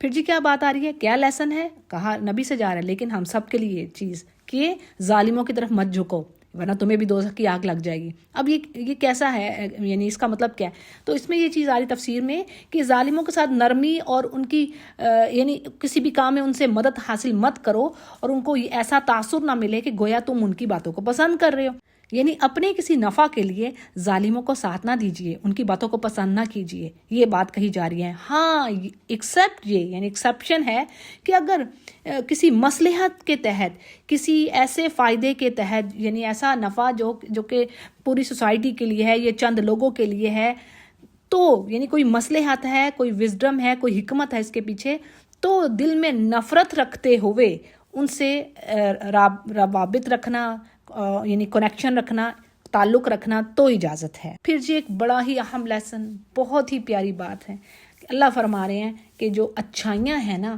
آپ کی نیکیاں آپ کی برائیوں کو لے جائیں گی، ختم کر دیں گی۔ اور دیکھیں بات پہلے کیا آ رہی ہے، نماز کی، ٹھیک ہے، اس کے بعد کہا گیا ہے اب نماز کیا ہے؟ حدیث کے الفاظ ہیں کہ 5 نمازیں جو ہیں جمعہ سے دوسرا جمعہ، ایک رمضان سے دوسرے رمضان تک، یعنی جو بھی درمیان میں جو آپ کے گناہ ہوئے، اگر آپ نے ایک رمضان کے روزے پورے ذوق و شوق سے اور خشوع و خضوع سے جس طریقے سے اللہ نے کہا اس طریقے سے رکھے تو آپ کے گناہ معاف، ٹھیک ہے نا. اور 2 جمعوں کے درمیان بھی یہی چیز آ رہی ہے، بشرط یہ کہ کبیرہ گناہوں سے بچا جائے، ٹھیک ہے. صحیح مسلم اس کو روایت کرتے ہیں. پھر اسی طرح ایک اور حدیث کے الفاظ ہیں، نبی علیہ السلام نے فرمایا، بتاؤ اگر تمہارے کسی دروازے پر بڑی سی نہر ہو اور روزانہ وہ اس نہر میں 5 مرتبہ نہاتا ہو تو کیا اس کے بعد اس کے جسم پر کوئی میل کچیل رہے گا؟ تو صحابہ رضی اللہ عنہم نے کہا نہیں. تو آپ نے فرمایا اسی طرح 5 نمازیں ہیں، یعنی ان کے ذریعے اللہ تمہارے گناہوں اور خطاؤں کو مٹا دیتا ہے. صحیح مسلم اس کو روایت کر رہے ہیں. یعنی جی نماز انتہائی ضروری ہے، اس کے بغیر گزارا ہی نہیں ہے، اللہ کا قرب حاصل ہی نہیں ہو سکتا. اور اگر برائیوں سے بچنا چاہتے ہیں، شیطان سے بچنا چاہتے ہیں تو بس یہی ایک ذریعہ ہے، یہ سب سے بڑی چیز ہے. اس کے بعد آگے اذکار آ گیا، قرآن کریم کا ہو گیا ذکر، لیکن سب سے پہلے نماز. ایون حدیث کے الفاظ ہیں کہ مسلم اور کافر میں فرق کرنے والی چیز نماز ہے. پھر جی ایک اور اہم پوائنٹ کیا کہ جیسے پچھلی امتوں میں کچھ ایسے نیک لوگ ہوتے تھے، یعنی بڑے تھوڑے ہوتے تھے، کچھ ایسے ہوتے تھے جو شر اور فساد کو روکتے تھے، لوگوں کو اچھائی کی طرف بلاتے، اللہ سے جوڑتے، تو یہی لوگ تھے نجات پانے والے. اللہ فرما رہے ہیں ہم نے انہیں کو نجات دی جبکہ دوسروں کو ہلاک کیا. تو اس سے کیا پتہ چل رہا ہے کہ اچھائی کا حکم دینا، اللہ کی طرف بلانا بڑا ہی ضروری کام ہے. جیسے کہ ایک اسکالر کہتے ہیں نا کہ جو 4 چیزیں ہیں، والعصر سورہ اخلاص میں 4 چیزوں میں ایمان ہے اور آخر میں تواصی بالحق بھی آتا ہے، یعنی ایک دوسرے کو اچھائی کا حکم دینا ہے بھائی، اور صبر کی تلقین بھی کرنی ہے. اگر یہ کام نہ کیا تو بس نجات نہیں ہے. اور اسی طرح ایک اور حدیث کے الفاظ ہیں کہ آپ علیہ السلام نے فرمایا بنی اسرائیل میں سب سے پہلا جو نقص شروع ہوا تھا نا، سب سے پہلا نقص جو ان میں پیدا ہوا وہ یہ تھا کہ انہوں نے اچھائی کو پھیلانا چھوڑ دیا، اللہ کا حکم دینا بند کر دیا اور برائی سے روکنا چھوڑ دیا. تو بس پھر تباہی ہوئی. یعنی تباہی کا یہ پہلا سٹیپ ہے کہ اس چیز کو چھوڑ دیا جائے. تو اسی لیے امت مسلمہ کو اللہ نے خیرہ امہ بھی کیوں کہا ہے بھائی؟ سورہ آل عمران کو اٹھا لیجئے، بڑی ہی خوبصورت بات ہے. یہ تو ایسی چیزیں ہیں اس پر تو گھنٹے لگ جائیں. یعنی اللہ فرماتے ہیں کہ کنتم خیرہ امتن، تم تو بہترین امت ہو بھائی، بہترین امہ، خیرہ امہ اخرجت للناس، لوگوں کے لیے تمہیں بھیجا گیا ہے. تم ان کے لیے کیا کر رہے ہو؟ تم ان کو اچھائی کی طرف بلا رہے ہو، برائی سے روکتے ہو، اور تم اللہ پر ایمان رکھتے ہو، آخرت پر ایمان رکھتے ہو. یا رب تو ہمیں خیرہ امہ بنا دے. اور پھر جی اللہ فرماتے ہیں کہ اللہ کسی بستی کو ایسے ہلاک نہیں کرتا اگر کہ اس کے جو بستی کے رہنے والے ہیں اصلاح کرنے والے ہوں، اور اللہ کسی کے عمل کو بھی ضائع نہیں کرتا. جو تم بہترین عمل کر کے لاؤ گے، لا یضیع اجر المحسنین، اللہ تمہارے اجر کو پورا یعنی تمہیں اجر دیا جائے گا. سورہ کا آخری حصہ کیا پوائنٹس آ رہے ہیں؟ یعنی فرقہ بازی ہونا، تفرقہ، مختلف سیکٹس میں بٹ جانا، یہ اللہ کو بات پسند نہیں ہے، ہرگز پسند نہیں. سورہ آل عمران میں اللہ فرماتے ہیں تم میں سے ایک امت ہونی چاہیے بھائی، وہ خیر کی طرف بلائے، برائی سے روکے، اور یہی فلاح پانے والے ہیں. اتنی خوبصورت بات ہے. یعنی وَأُولَٰئِکَ هُمُ الْمُفْلِحُونَ. لیکن ساتھ ہی آگے کیا بات آگئی؟ فوری اگلی آیت آگئی 105. یعنی اللہ کہتے ہیں وَلَا تَكُونُوا كَالَّذِينَ تَفَرَّقُوا. دیکھو ایسے نہ ہو جانا. یعنی تم نے پریچ تو کرنی ہے. یہ مجھے لگتا ہے جیسے داعی قرآن کے لیے یہ جو جتنے ہی پریچرز ہیں نا ان کے لیے یہ میسج ہے کہ بھی بعد میں اب ایسا بھی نہیں ہونا کالذین تفرقوا، جو سیکٹس میں بٹ جائیں، فرقے بازیاں کرنے لگیں، اختلافات کریں. من بعد ما جاءہم البینات، پس ان لوگوں کے لیے کیا ہے؟ عذاب عظیم، بہت بڑا عذاب. اگلا پوائنٹ، یعنی اللہ نے انسانوں اور جنوں کو پیدا کیا، مقصد کیا ہے؟ کہ وہ اللہ کی عبادت کریں اور اللہ کا ان کو ٹیسٹ کرنا، یعنی آزمائش کہ ان میں سے کون سیدھے راستے پر رہتا ہے. اور بات یہ ہے کہ اللہ فرما رہے ہیں کہ میں جنت اور جہنم دونوں کو بھر دوں گا. جیسے کہ اب حدیث کے الفاظ ہیں کہ آپ علیہ السلام نے فرمایا جنت اور دوزخ آپس میں جھگڑ پڑیں. جنت نے کہا کہ کیا بات ہے کہ میرے اندر وہی لوگ آئیں گے جو کمزور اور معاشرے کے یعنی گرے پڑے لوگ ہیں. جہنم نے کہا میرے اندر تو بڑے بڑے جبار اور متکبر قسم کے لوگ ہوں گے. اس پر اللہ نے جنت سے فرمایا تو میری رحمت کو ایکسپریس کرنے والی ہے، رحمت کا مظہر ہے. میں نے انگلش میں اس لیے بولا تاکہ بعض لوگوں کو سمجھ آ جائے. یعنی تو میری رحمت کا اظہار ہے، تیرے ذریعے میں جس پر چاہوں اپنا رحم کروں. اور جہنم سے اللہ نے فرمایا تو میرے عذاب کا اظہار ہے، یعنی عذاب کی مظہر ہے، تیرے ذریعے میں جس کو چاہوں سزا دوں. تو اللہ تعالیٰ جنت اور دوزخ دونوں کو بھرے گا. یہ کئی جگہوں پر بات آئی ہے. اور جہنم کے بارے میں تو یہ بات بھی ہے، یعنی آیت ہے کہ وہ کہے گی حل میں مزید، یعنی اور کیا اور باقی ہے، تو اللہ تعالیٰ اپنا قدم اس میں رکھے گا جس پر جہنم پکار اٹھے گی، قط قط و عزتک، یعنی بس بس تیری عزت و جلال کی قسم۔ صحیح بخاری اس کو روایت کرے ہیں، یعنی اتنے وہ انسانوں کو لے گی اپنے اندر، اس کے باوجود وہ کہے گی کہ اور کوئی باقی ہے، یعنی چن چن کر وہ مجرموں کو نکال لے گی اس دن۔ اور پھر جی کیا بات ہے، یعنی یہ جو رسولوں کی سٹوریز ہم نے پڑھی ہیں، ان کے واقعات پڑھے ہیں، تو یہ سب کس لیے؟ اللہ فرما رہے ہیں کہ یہ ایک تو نبی آپ کی تسکین کے لیے ہے، ٹھیک ہے، آپ کو بھی تسلی ہو کہ یہ نئی چیز تو ہو نہیں رہی آپ کے ساتھ بھی، یعنی یہ جو کفار آپ کو تکلیفیں دے رہے ہیں، ایذائیں دے رہے ہیں، قتل کرنے کے در پہ تھے، تو یہ کوئی نیا کام نہیں ہو رہا، آپ سے پہلے بھی یہ سب کچھ ہوا ہے، ٹھیک ہے۔ اور پھر کیا ہے، ایک نصیحت ہے، ایڈوائز ہے، اور لیسن ہے، واز ہے بلیورز کے لیے، یعنی بلیورز کو بھی یہ پتہ ہونا چاہیے کہ ان سے پہلے جو قومیں تھیں انہوں نے یہ کچھ کیا، ان پر اس طرح عذاب آیا۔ اور نبی سے کہا گیا کہ بھی ان سے کہو تم اپنی جگہ پر عمل کرو، ہم اپنی جگہ پر عمل کرتے ہیں، پھر دونوں انتظار کرتے ہیں، یعنی قیامت کا، اور غیب کا علم تو وہی رکھنے والا ہے، اور سارے کے سارے کام جو ہے نا اسی کی طرف ہی پلٹنے ہیں۔ بس مومن اسی پر ٹرسٹ کریں، اور جو کچھ بھی وہ کر رہے ہیں اللہ دیکھ رہا ہے، یعنی جو بھی وہ عبادتیں اعمال کر رہے ہیں اللہ تعالیٰ اس سے باخبر ہے۔ اچھا جی، الحمدللہ سورہ ہود کمپلیٹ ہوئی، سورہ یوسف کو سٹارٹ کرتے ہیں۔ بسم اللہ الرحمن الرحیم۔ پہلی چیز کیا آ رہی ہے جی، آسمانی کتابوں کے نازل ہونے کا مقصد کیا ہے، یعنی اللہ تعالیٰ نے کیوں سینڈ ڈاؤن کی ہیں، تو لوگوں کی گائیڈنس کے لیے کہ زندگی ان کی روشنی میں، ان کے بتائے ہوئے پرنسپلز کے مطابق اپنا یہ جو اللہ نے کوڈ آف لائف دیا ہے اس کے مطابق زندگی گزاریے۔ اور اس سورہ کو سب سے بہترین احسن القصص یعنی بہترین بیان کہا گیا ہے، کیوں؟ یعنی اس میں ماضی میں ہوا واقعہ، کچھ سٹوریز، کچھ انسیڈنٹس، اور انسان کی فیلنگز، بہن بھائیوں کا آپس میں جیلیسی کا جو رویہ ہے، اور اس کے کانسیکوینسز، اللہ کے معجزات، کرزما آف اللہ، یعنی ان تمام چیزوں کو نہ صرف بہترین انداز میں بلکہ ایک انٹرسٹنگ وے میں اللہ سبحانہ تعالیٰ نے اس سورہ میں رکھا ہے۔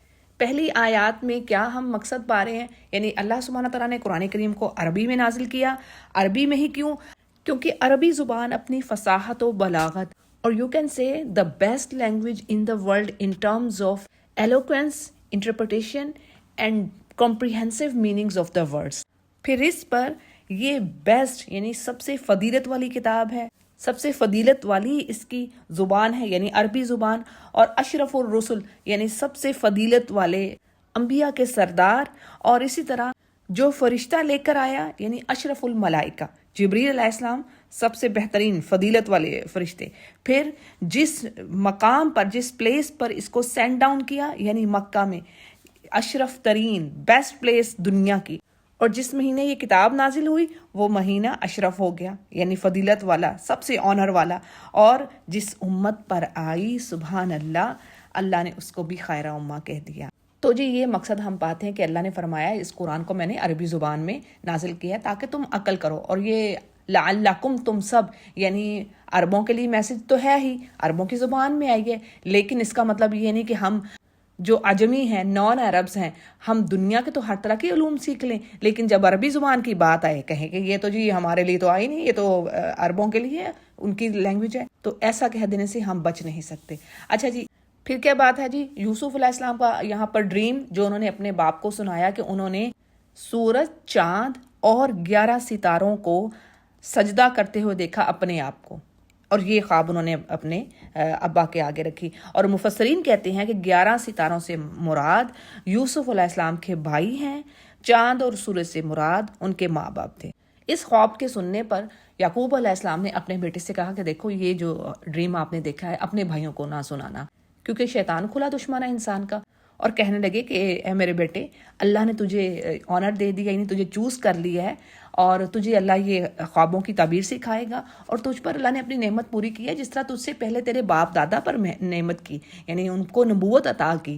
نبیوں کے لیے نبوت عطا ہونا، اللہ کا ان کو چوز کر لینا، یعنی یہ بہت بڑی نعمت ہوتی ہے اللہ کی طرف سے۔ اور یہاں پر کلیئر کرتی چلوں کہ یوسف علیہ السلام یعقوب علیہ السلام کے بیٹے تھے، اور ان کے دادا اسحاق علیہ السلام تھے، اور ابراہیم علیہ السلام ان کے پردادا تھے۔ اچھا جی، یہاں پر ہمارے لیے کیا لیسن ہے؟ بڑی اہم بات، آپ صلی اللہ علیہ وسلم نے بھی اس چیز کو مینشن کیا ہے اپنی حدیث میں کہ جب کوئی اچھا خواب دیکھے، یعنی یہ اچھا خواب تھا یوسف علیہ السلام کا، یعنی وہ اپنے آپ کو ایک بلند مرتبے پر دیکھ رہے تھے کہ چاند، سورج اور ستارے بھی ان کو سجدہ کر رہے ہیں، تو یہ تو بڑی نعمت تھی اللہ کی طرف سے۔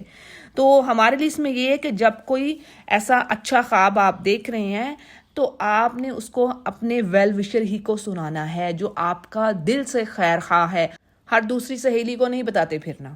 کیا وجہ اس کی؟ کیوں منع کیا انہوں نے؟ کیونکہ وہ جانتے تھے کہ یوسف علیہ السلام کے جو بھائی ہیں وہ ان سے جیلسی فیل کرتے ہیں، وہ ان سے حسد رکھتے ہیں، ان کے اوپر آنے والی خیر کو وہ پسند نہیں کریں گے۔ اسی طرح ہمیں نہیں معلوم کہ ہم سے حسد رکھنے والے کون سے لوگ ہیں۔ اسی طرح حدیث کے یہ بھی الفاظ ہیں کہ برے خواب کو بھی نہ سنایا جائے، یعنی جو آپ نے کوئی ایسا ڈریم دیکھا جو کہ برا ہے اس کو بھی ہرگز نہ سنائیے۔ یعنی جو آیت کا مفہوم ہے اس سے یہ پتہ چلتا ہے کہ اگر منہ سے بات نکالیں گے تو چانسز ہے کہ وہ خواب پورا نہ ہو، تو اس کو بھی نہیں سنانا۔ اچھا جی، اور کیا چیز پتہ چل رہی ہمیں کہ یوسف علیہ السلام کو نبوت کے ساتھ یعنی یہ خوابوں کی تعبیر کا علم سکھایا گیا۔ پھر آگے سٹوری سٹارٹ ہو رہی ہے ان کے بھائیوں کی۔ جو 10 بھائی تھے وہ اصل میں دوسری ماں سے تھے، اور ایک ان کا بھائی سگا تھا جس کو بنیامین کہا جاتا ہے۔ تو یہ دونوں یوسف علیہ السلام اور بنیامین دوسری ماں سے تھے۔ اب یہ جو 10 بھائی تھے، میجورٹی بھی ان کی زیادہ تھی، طاقتور بھی یہ زیادہ تھے، تو اس پر کیا کہنے لگے کہ ہمارا باپ یعنی ہم اکثریت میں ہیں اور زیادہ طاقت میں ہیں، اس کے باوجود یوسف سے اور بنیامین سے محبت رکھتا ہے۔ تو بات یہ ہے کہ یہ تو ہمارا باپ واضح غلطی کر رہا ہے، تو کیوں نہ ایسا کریں کہ یوسف کو کہیں لے جائیں اور اسے قتل کر دیں اور معاملہ ہی ختم ہو جائے، پھر تو ہمارا باپ ہم ہی سے محبت رکھے گا۔ اچھا، اس بات پر ایک اور دوسرا بھائی کہتا ہے کہ نہیں، ایسا نہ کرو، یعنی اس کو قتل نہ کرو، اس کو ہم کہیں لے جاتے ہیں اور اس کو کسی ایسے اندھے کنویں میں ڈال دیتے ہیں، اور اس طرح کوئی قافلہ آتا جاتا اسے اٹھا کر لے جائے گا، اور یعنی ہماری اس سے جان خلاصی ہوگی اور اس کے قتل سے وہ بچ جائیں گے۔ اچھا جی، جب ان کا پلان بن گیا، ابا کے پاس گئے تو کہنے لگے کہ آپ ہم پر اعتبار نہیں کرتے، ٹرسٹ نہیں کرتے، ہم تو یوسف کے بڑے خیر خواہ ہیں، ایسا کیجیے کہ اس کو ہمارے ساتھ بھیجیے، کل ہمارے ساتھ کھائے پیے گا، کھیلے گا، اور ہم اس کی حفاظت کے ذمہ دار ہیں۔ اس سے کیا پتا چل رہا ہے کہ شاید پہلے بھی انہوں نے کوئی ایک آدھ بار کوشش کی ہوگی یوسف علیہ السلام کو لے جانے کی، لیکن باپ نے انکار کر دیا ہوگا۔ لیکن سٹل یوسف علیہ السلام نے ایک خدشہ، ایک خوف ظاہر کیا کہ مجھے یہ ڈر ہے کہ کہیں تم سے کوئی غلطی یعنی غفلت نہ ہو جائے اور اسے بھیڑیا کھا جائے۔ تو جواب میں باپ کو یقین دلایا کہ یہ کیسے ہو سکتا ہے، یعنی ہم اتنے بھائیوں کی موجودگی میں بھیڑیا اسے کھا جائے، یہ تو پھر بڑی ہی نکمی بات ہوئی۔ پھر کیا ہوا، یوسف علیہ السلام کو لے کر چلے اور جا کر انہیں کسی غیر آباد کنویں کی تہہ میں پھینک دیا، اور اللہ نے یوسف علیہ السلام کی طرف وحی کی، یعنی یقیناً وہ وقت آئے گا کہ جب آپ ان کو یہ جو آپ کے ساتھ انہوں نے کیا ہے، یعنی وضاحت یہ ہے کہ یہ بھیک مانگتے ہوئے تمہاری خدمت میں حاضر ہوں گے۔ یعنی یوسف علیہ السلام کو اللہ نے تسلی دی، اور یہاں پر تفسیر میں بات آ رہی ہے کہ یوسف اگرچہ بچے تھے، لیکن جن بچوں پر نبوت یعنی بڑے ہو کر نبوت انہیں ملنی ہوتی ہے، ان پر بچپن میں بھی وحی آ جاتی ہے، جیسے عیسیٰ و یحییٰ علیہم السلام۔ اچھا، دوسری طرف کیا کیا، یعنی روتے ہوئے شام کو اپنے ابا کے پاس آئے اور کہنے لگے کہ ہم تو کچھ یعنی کھیل کود میں لگے ہوئے تھے، اور دوسری طرف یوسف کو بھیڑیے نے کھا لیا۔ اور روایات میں بات آتی، کہتے ہیں کہ ایک بکری کا بچہ ذبح کر کے یوسف کی قمیض خون میں لت پت کر دی، اور یہ بول گیا کہ بھیڑیا اگر یوسف کو کھاتا تو قمیض بھی تو پھٹنی تھی نا، قمیض ثابت کی ثابت تھی، جسے دیکھ کر یوسف علیہ السلام کو اندازہ ہو گیا، یعنی وہ خود نبی تھے، تو انہوں نے کہہ دیا کہ یہ سب باتیں تم اپنے دل ہی سے بنا رہے ہو، یعنی یہ سب فضول کی باتیں ہیں، بس میں اس پر صبر ہی کرتا ہوں۔ پھر کیا تھا جی، ایک قافلہ یعنی کوئی شخص قافلے کے لیے پانی کا انتظام کرنے کی غرض سے قافلے کے وہ آگے آگے چلتا ہے، اس نے جب کنویں میں ڈول ڈالا تو یوسف علیہ السلام نے اس کی رسی پکڑ لی، اور جب والد نے دیکھا کہ ایک خوش شکل بچہ ہے تو اوپر کھینچ لیا، بڑا خوش ہوا، اور ان قافلے والوں نے بچے کو سامان تجارت قرار دے کر، یعنی انہوں نے کہا جی یہ تو بس سامان تجارت ہے، اس کو چھپا لو، کہیں اس کے جو رشتہ دار ہیں وہ اس کی تلاش میں نہ آ پہنچے۔ اور بچے کا کنویں میں پایا جانا اس بات کو مینشن کر رہا تھا کہ وہ کہیں قریب کا ہی رہنے والا ہے، کھیلتے کودتے کہیں آ گرا ہے۔ اب قافلے والوں نے بچے کو چھپایا اور مصر جا کر اس کو بیچ دیا، اور کہا یہ جاتا ہے کہ مصر پر اس وقت ریان بن ولید حکمران تھا، اور یہ عزیز مصر تھا، لیکن جس نے یوسف علیہ السلام کو خریدا وہ اس کا وزیر خزانہ تھا، اور اس کی بیوی کا نام بعض نے رعیل اور بعض نے زلیخا بتایا ہے، واللہ عالم۔ اور دیکھیے یوسف علیہ السلام کے ساتھ جو ہو رہا تھا نا، اللہ کو اس کا علم تھا، ہمارے سمجھنے کو یہ ہے اس میں لیسن۔ وہ بے قصور تھے، معصوم تھے، انہوں نے کوئی گناہ نہیں کیا تھا، لیکن اللہ کو معلوم تھا کہ اللہ نے کس کو کہاں پر لے کر جانا ہے، کیا کسی کے ساتھ ہونا ہے۔ آج دیکھیں دنیا میں مختلف طرح کی آزمائشیں، پریشانیاں لوگ فیس کر رہے ہیں۔ پیاروں کا چلے جانا، گم ہو جانا، جان کا نقصان ہو جانا، کاروبار کا نقصان ہو جانا، غربت، فقر، بیماری، ایون امیری، یعنی کسی کو زیادہ دے رہی ہے تو اس کا مطلب یہ نہیں کہ اس کا ٹیسٹ نہیں، اس کا بھی ٹیسٹ ہو رہا ہے۔ تو یہ سب آزمائشیں ہیں، اللہ کو پتہ ہے اس کے پیچھے کیا حکمت ہے، اور اللہ کسی بھی انسان پر اس کی اوقات سے بڑھ کر، اس کی طاقت سے بڑھ کر بوجھ نہیں ڈالتا۔ اور سبحان اللہ، کہاں پر یوسف علیہ السلام کنویں میں تھے، کنویں سے نکالا اور اللہ نے کہاں انہیں پھر بادشاہ بنا دیا۔ اور اللہ فرماتے ہیں کہ جیسے یوسف علیہ السلام کو اللہ نے یعنی بلوغت تک وہ پہنچے، اللہ نے ان کو فیصلہ کرنے کی قوت، دین کا علم دیا، یعنی نبوت دی، حکمت، وزڈم، دانائی دی۔ اگلے پیج کو دیکھتے ہیں آیت نمبر 23 سے، یعنی یہاں پر یوسف علیہ السلام کا ایک اور ٹیسٹ شروع ہوا، ایک اور امتحان، یعنی عزیز مصر کی بیوی جس کو اس کے شوہر نے تاکید کی تھی کہ دیکھو یوسف علیہ السلام کو بڑے احترام اور اکرام کے ساتھ رکھنا، اور ہوا کہ ایک وہ یوسف علیہ السلام کے حسن و جمال پر یعنی وہ مر مٹی اور انہیں گناہ کی دعوت دینے لگی، جسے یوسف علیہ السلام نے ایکسیپٹ نہ کیا اور اللہ کی پناہ مانگی۔ جب یوسف علیہ السلام نے دیکھا کہ وہ عورت برائی پر ہی تلی ہوئی تھی تو وہ باہر نکلنے کے لیے دروازے کی طرف دوڑے، اور یوسف علیہ السلام کے پیچھے انہیں پکڑنے کے لیے وہ عورت بھی دوڑی، اور یوں دونوں دروازے کی طرف لپکے، اور اس عورت نے یوسف علیہ السلام کی قمیص پیچھے سے پھاڑ دی۔ اب جیسے ہی دروازے پر دونوں پہنچے تو عزیز مصر کو وہاں کھڑا پایا۔ اب جیسے ہی اس نے اپنے شوہر کو دیکھا، خود معصوم بن گئی اور یوسف علیہ السلام کو مجرم بنا دیا۔ اب یوسف علیہ السلام نے جب دیکھا کہ یہ عورت تو ہر طرح سے یعنی الزام انہیں پر دھر رہی ہے، تو انہوں نے اپنی پوزیشن کلیئر کرنے کے لیے کہا کہ بھئی مجھے برائی پر مجبور کرنے والی یہی تمہاری بیوی تھی، تو میں تو اس چیز سے بچنے کے لیے دروازے کی طرف بھاگا ہوں۔ اب انہی کے ہی خاندان کا ایک سمجھدار آدمی تھا جس نے فیصلہ کیا، یعنی کہ سچا کون ہے، تو اس نے کہا جی کہ اگر یوسف کی قمیص آگے سے پھٹی ہے تو وہ عورت سچی ہے، یوسف علیہ السلام جھوٹے ہیں، اور اگر ان کی قمیص پیچھے سے پھٹی ہے تو یہ عورت جھوٹی ہے اور یوسف علیہ السلام سچے ہیں۔ اب جیسے ہی عزیز مصر نے یوسف علیہ السلام کی قمیص دیکھی تو ان کی پاک دامنی بالکل واضح ہوگی کہ وہ تو معصوم تھے۔ اور پھر یہاں قرآن میں عزیز مصر کی ایک بات مینشن کی جاتی ہے، یعنی اپنی بیوی کی اس قبیح حرکت کو دیکھ کر وہ کہتا ہے کہ ان عورتوں کے جو مکر ہیں وہ بڑے عظیم ہیں، ان کیدکن عظیم۔ تو تفسیر میں بات آتی ہے کہ یہ جو بات ہے نا، ہر عورت پہ آپ فٹ نہیں کر سکتے، یعنی اس بیس پر ہر عورت کو جھوٹی، فریب دینے والی، مکر کرنے والی، پلاننگز کرنے والی ایسا نہیں ہے۔ یعنی اللہ کے نزدیک جو بھی برائی کر رہا ہے، چاہے مرد ہو عورت ہو، یعنی اس کے اعمال ہی اس کی پکڑ کرنے والے ہیں۔ تو جی یہ سب دیکھ کے عزیز مصر نے اپنی بیوی سے کہا، یعنی اس کو پتہ تو چل گیا کہ یہی خطا کار ہے، یہی جھوٹی ہے، تو اس نے کہا کہ تم اپنے گناہ کی معافی مانگو، اور یقیناً تم خطا کار تھی۔ اب کیا تھا جی، جس طرح خوشبو کو چھپایا نہیں جاتا پردوں میں، اسی طرح یہ جو عشق و محبت کا معاملہ تھا جس میں عزیز مصر کی بیوی ملوث تھی، اس کا ذکر یعنی زبان عام پر ہو گیا، یعنی پورے شہر میں اس چیز کا چرچا ہو گیا۔ عورتیں بھی تعجب کرنے لگی کہ عشق کرنا ہی تھا تو کسی بڑی ہی ہستی کے ساتھ، یعنی حسن و جمال والی ہستی سے کیا جاتا، تو یہ کہ یہ اپنے ہی غلام پر یعنی عاشق ہو گئی ہے، تو یہ تو بڑی ہی اس کی نادانی کی بات ہے۔ اور بعض مفسرین یہ بھی کہتے ہیں کہ ان عورتوں کو یوسف علیہ السلام کے بے مثال حسن و جمال، یعنی یوسف علیہ السلام بہت ہی خوبصورت تھے۔ ایک حدیث میں الفاظ آتے ہیں، آپ صلی اللہ علیہ وسلم نے فرمایا کہ یوسف علیہ السلام کو نصف حسن دیا گیا ہے، صحیح مسلم روایت کرتے ہیں۔ بعض مفسرین کہتے ہیں کہ یہ عورتیں بھی یوسف علیہ السلام کو دیکھنا چاہتی تھیں، سو وہ اپنے مکر میں یعنی اپنی پلاننگ میں کامیاب ہوئیں۔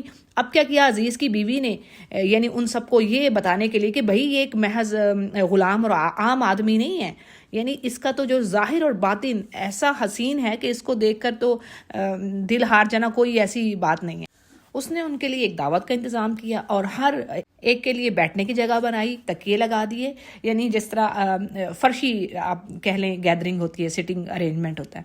پہلے تو اس نے یوسف علیہ السلام کو چھپائے رکھا، جیسے ہی عورتوں نے ہاتھوں میں چھریاں پکڑی تو زلیخا نے یوسف علیہ السلام کو مجلس میں حاضر ہونے کا حکم دیا۔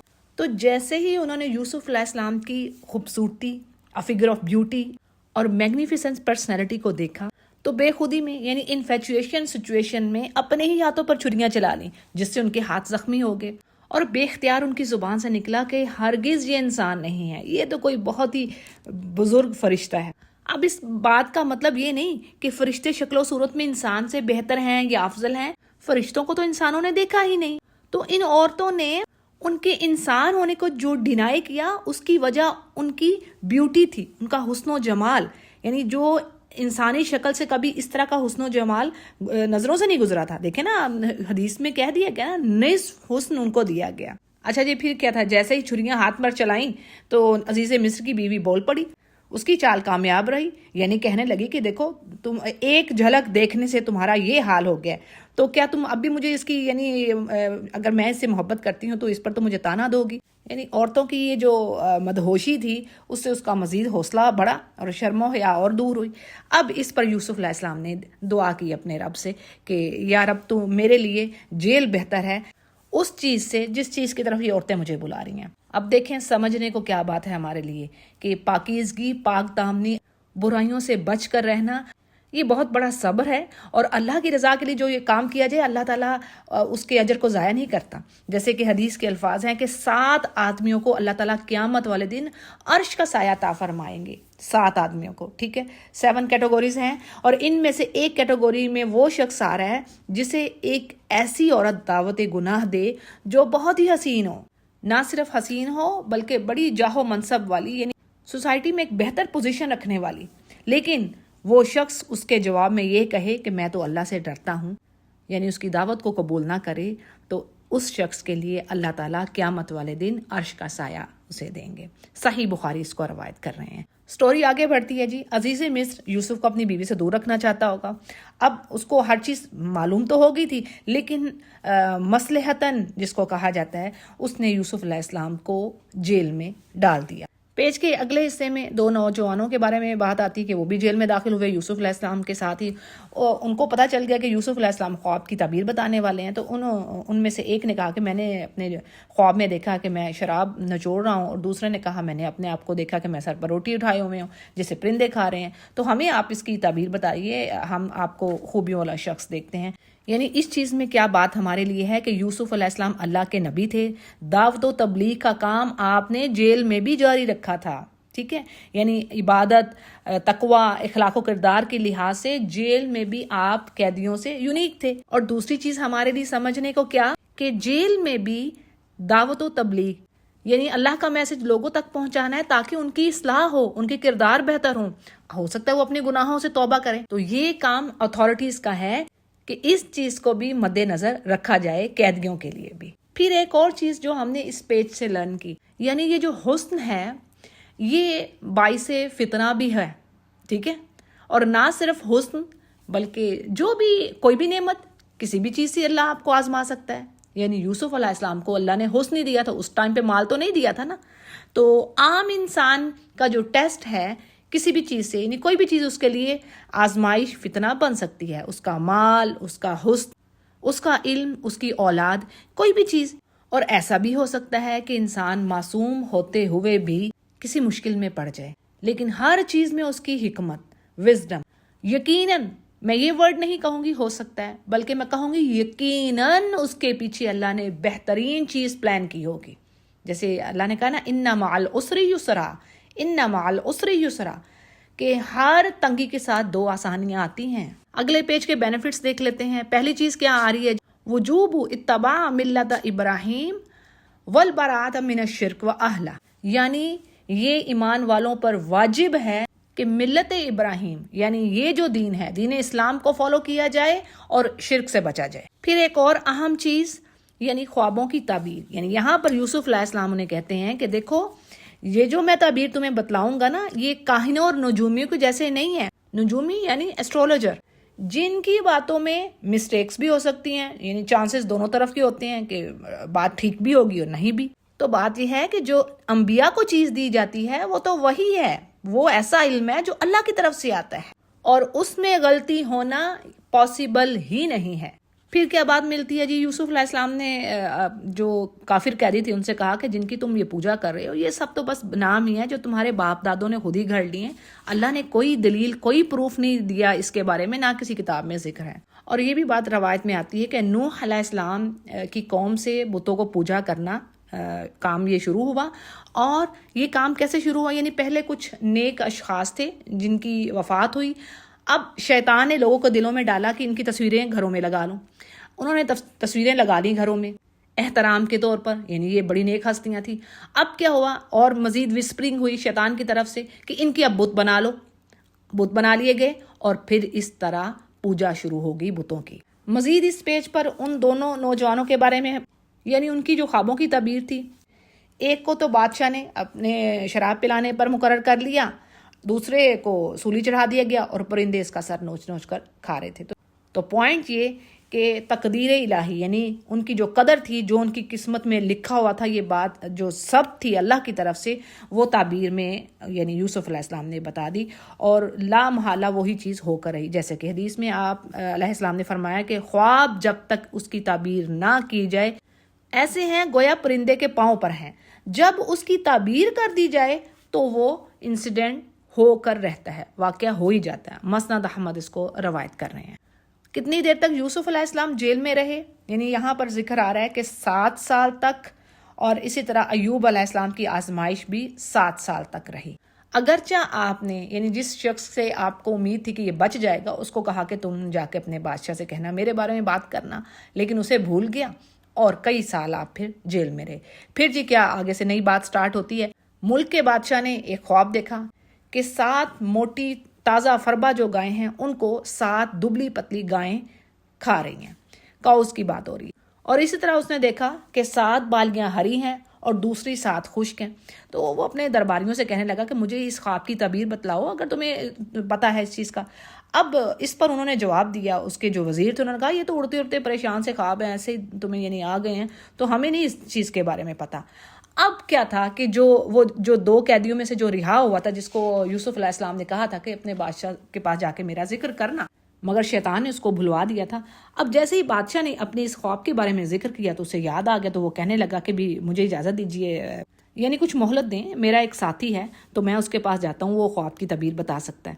اب جیسے ہی اس نے یوسف علیہ السلام کے سامنے یہ خواب رکھا تو آپ فوراً اس خواب کی تہ میں پہنچ گئے. یعنی آپ کو فوراً پتہ چل گیا کہ یہ جو موٹی تازی 7 گائیں ہیں وہ ایسے ہی ہیں جیسے 7 سال ہیں، جن میں خوب خوشحالیاں ہوگی، خوب ویجیٹیشن ان کے لیے آئے گی.